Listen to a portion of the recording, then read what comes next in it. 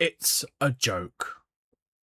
Words from former Aston Villa man and Talksport pundit Gabby Agbonlahor as he didn't hold back when voicing his opinions. You're watching Hawaii Mags TV.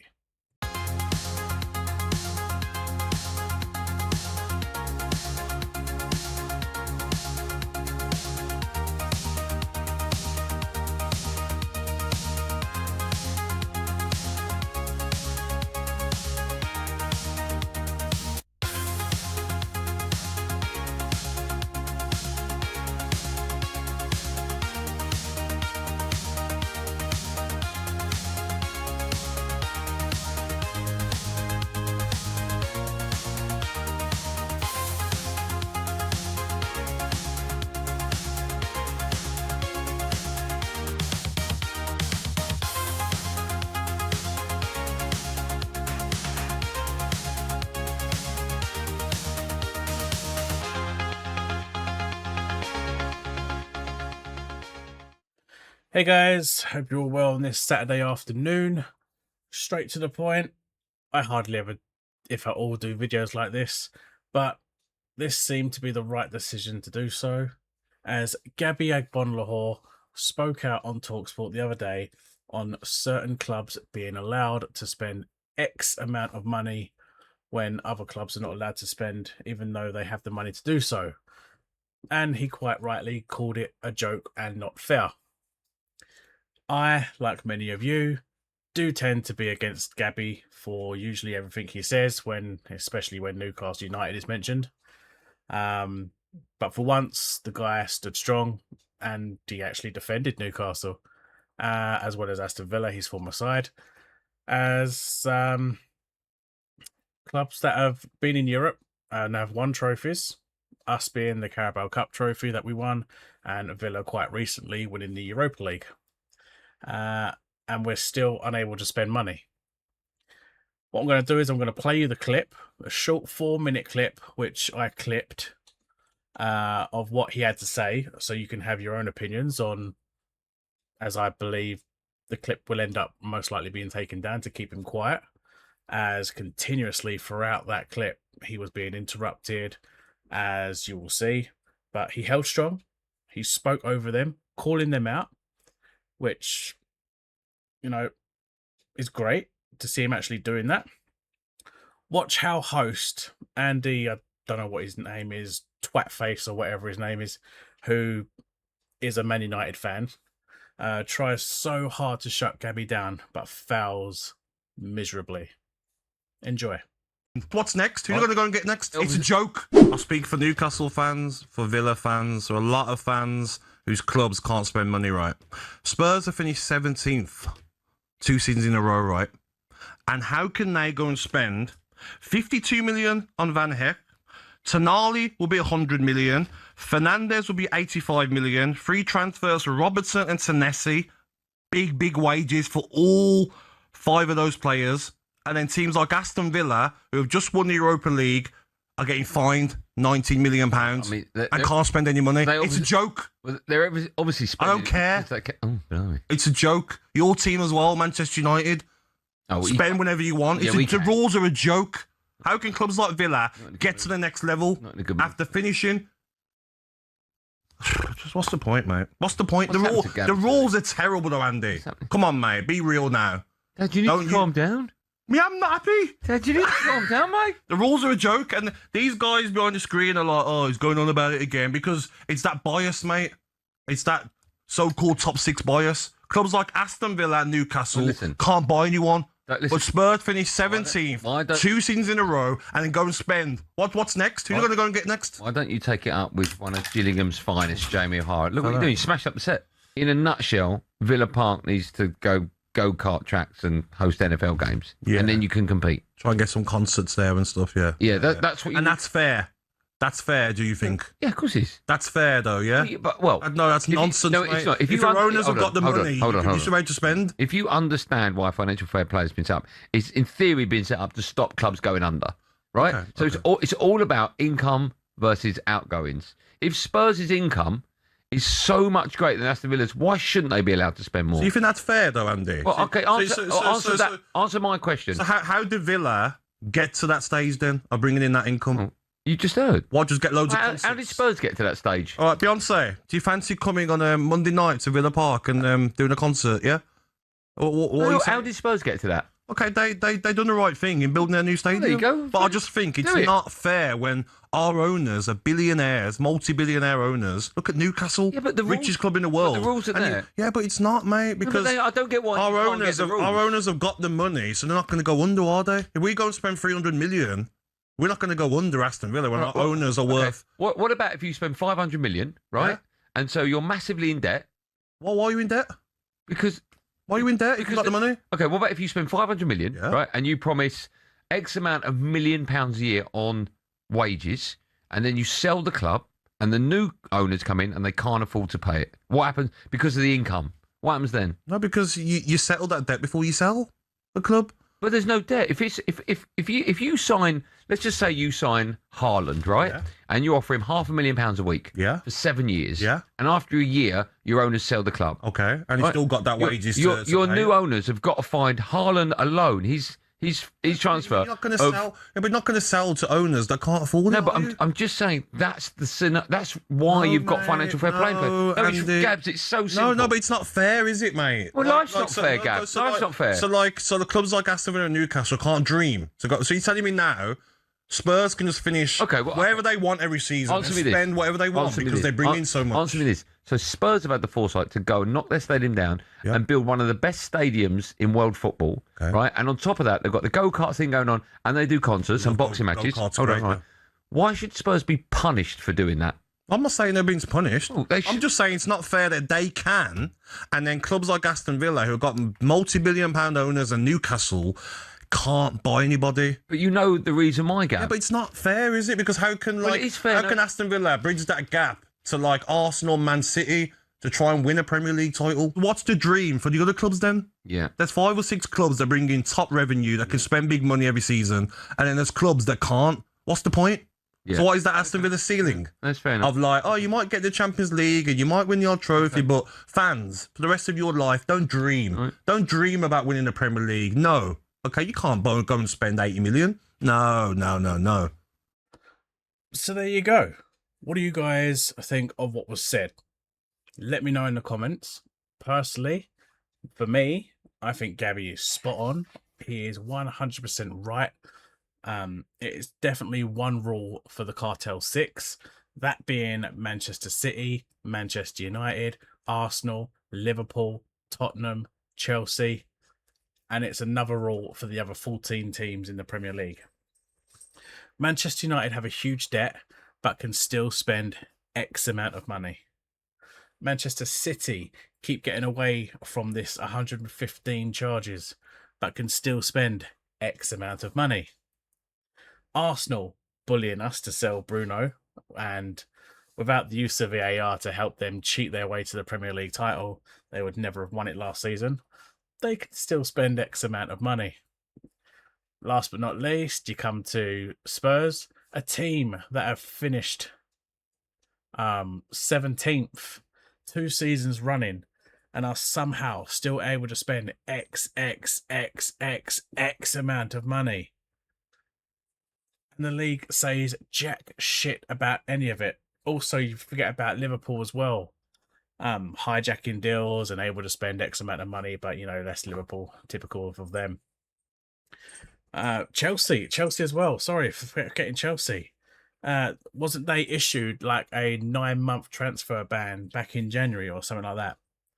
And yet they are still spending X amount of money and bringing in players. What happened to this ban? Why are they still buying players when they received this ban to say that they cannot do any transfer business for like 9 months? It's corruption at its finest. But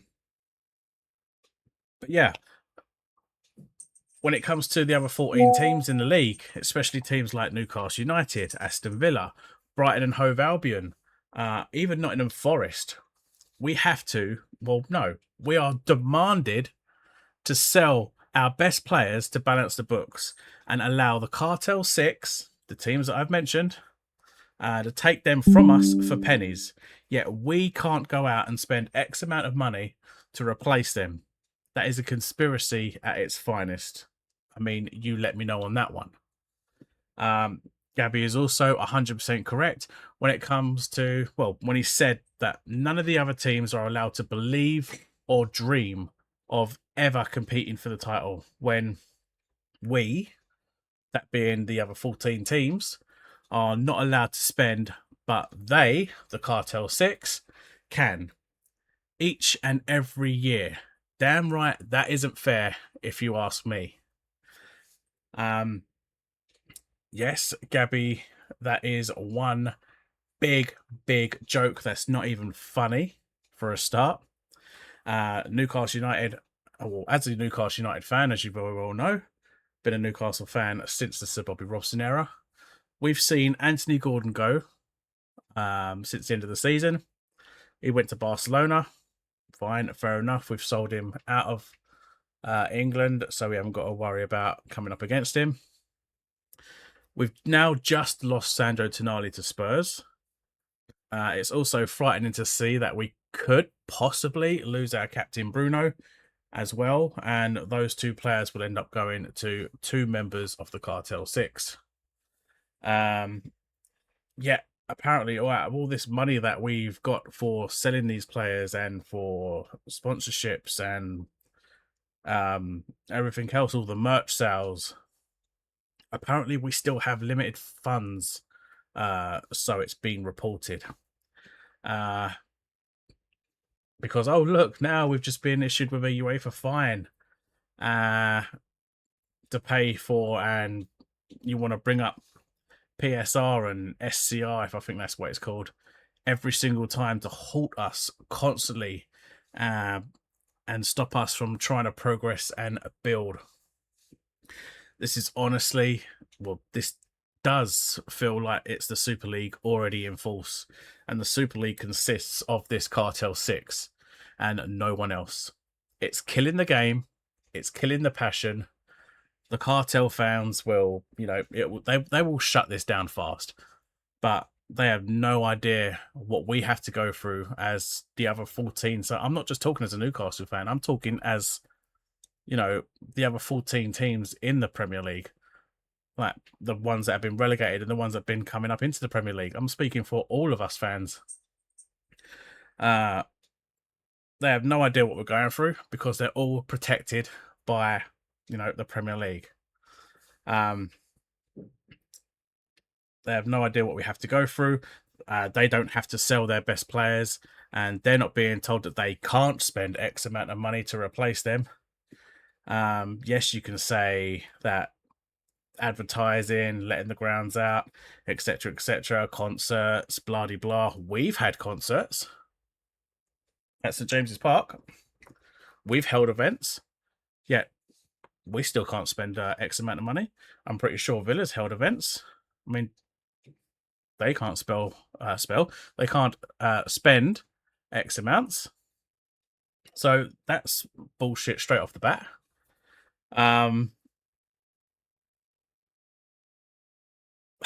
It's annoying. It really is. Is how they get what they want, but the league needs to be fair. For example, Man United, just me personally, this is what I would say. Man United should be made to pay or repay their debt before being allowed to spend. And I think last time, I don't know if they have paid off this debt or not, but the last I saw, they were in quite a large amount of debt. And yet they've taken out more loans. So for me personally, I would say they would have to repay their debt before being allowed to spend. Manchester City, again, should pay for their 115 charges instead of having that keep being put back each and every time it's due to be assessed. Again, personally, hopefully they get demoted to like League 2, like Rangers were handed when they got demoted down to the lowest league. I think that should happen to Manchester City, but it won't, because they're just going to get protected, and it's going to keep on going on and on and on and on and on, because they are protected and they're a cartel club, and they're still going to be able to spend. And this 115 charges is never going to get made guilty or anything. Chelsea, you know, they have about 6 teams worth of players. They are constantly spending. They are constantly bringing players in. They have about 4 of those teams worth of players out on loan or whatever. They have so many players. You'd need at least a 12, 16, 18 coach train to fit every single player on that goddamn train. And that you'll probably still have space left over. So there should be a cap on how many players a team can actually have, because otherwise Chelsea's just going to go out and buy every single player in the world, and then they'll just win everything because no other team can field a single player with the amount of players that they keep buying. Arsenal, not non-player related, should be fined every single game, because if you actually notice, if you actually take a look at the touchline, you know, the rules clearly state that the manager, coach, whatever, must remain in the technical area at all times and not leave the marked zone. Yet you got Mr. Lego Head Arteta always, not sometimes, but he is always outside of that zone, pretty much on the pitch each and every game. Nothing is done. He is not booked. He is not told to return to that technical area. He is left alone and he wanders up and down that pitch outside of that technical area. Nothing is done. Yet, we, as Newcastle fans, or as Newcastle the club, we had progress. We had a lot of stuff working for us. And that's when Eddie Howe and Jason Tyndall were communicating together in that technical area, in that little technical box. Just, you know, just off the touchline. And what do we? And the next season, oh yeah, rules changed. You both can't stand there no more. You both can't be together. It has to be one or the other. Bull fucking shit. Yet you can't tell Arteta he has to get off the touchline. He has to get off the pitch because he is allowed to stay or walk wherever he wants. He can go and stand on the fucking centre circle, and they still wouldn't say soddo about it. But you know, it's the Cartel 6. They get away with everything. Hey ho. Spurs nearly relegated twice. 2 seasons in a row. Twice. They finished 17th. Finishing lower than us. You'd think that finishing that low, they would be unable to spend X amounts of money. But no, the Premier League will bypass that as well. You know what? I'd like to get your thoughts on all this. I really would. For those that are not members of the Cartel 6, I'd like to know your feelings on it. Do you think Gabby is right? Me personally, I do. I think he is absolutely spot on what he said. I think he deserves a huge round of applause. He deserves a huge amount of credit for actually standing up, making himself heard, speaking over those that were just chatting shit, especially that Andy Twatface, trying to big himself up. Oh, but we can do this, we can do that. You can't do that. But yes, Villa and Newcastle have had events at their stadiums, so it's a load of bullshit. But yeah, I'd like to get your thoughts on this one. As you know, surely you can see the Cartel and the Premier League are all in league with each other.